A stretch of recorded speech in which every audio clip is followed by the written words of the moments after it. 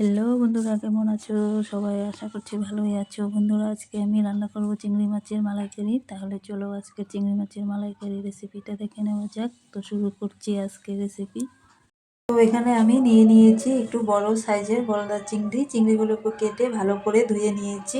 আমি সবার প্রথমে দিয়ে দিচ্ছি এখানে 1 চামচ নুন, আর দিয়ে দেবো হলুদ গুঁড়ো। এবার মাছটাকে ভালো করে মেখে নেব। মেখে 10 মিনিটের জন্য রেখে দেব, এতে মাছের মধ্যে নুনটা ভালো করে যাবে।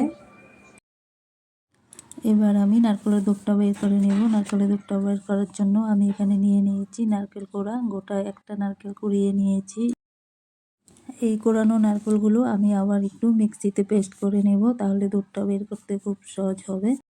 আর চিংড়ি মাছের মালাইকারিতেও নারকেলের দুধ ছাড়া একদম অসম্পূর্ণ। নারকেলের দুধ না দিলে কিন্তু অ্যাকচুয়ালি টেস্টটা পাওয়া যায় না।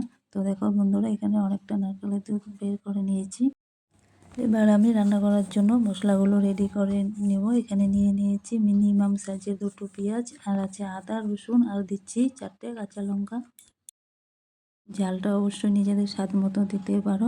এবার এই সবগুলো মিক্সিতে পেস্ট করে নেব। তো এবার আমি চলে যাব রান্নাতে।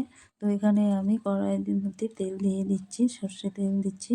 তেলটা গরম হয়ে গেছে। এবার আমি এখানে মাছগুলো ছেড়ে দিচ্ছি। আমি সবকটা মাছ একসঙ্গে তেলের মধ্যে দিয়ে দিয়েছি। মাছগুলো একটু ভালো করে ভেজে নেব, তবে চিংড়ি মাছ খুব তাড়াতাড়ি ভাজা হয়ে যায়।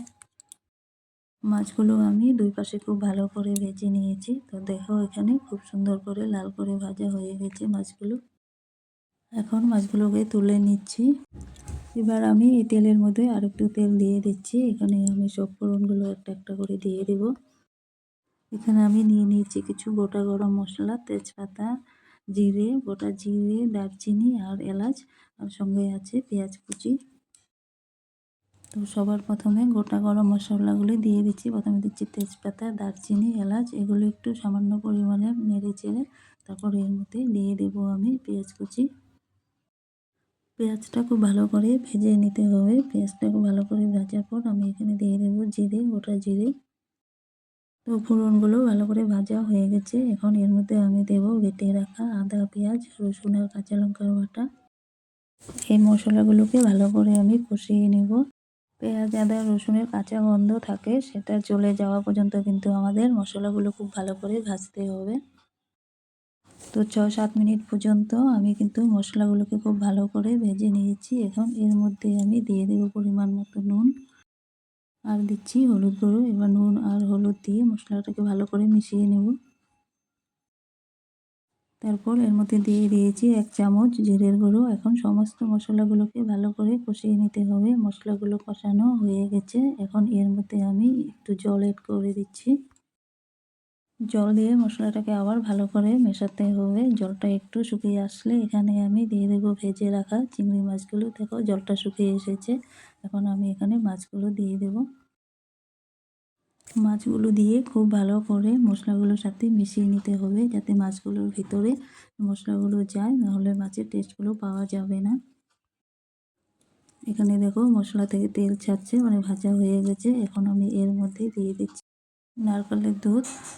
নারকেলের দুধটা দিয়ে আমি প্রায় 10 মিনিটের মতো লো ফ্লেমে এটাকে ঢেকে রেখে দেব।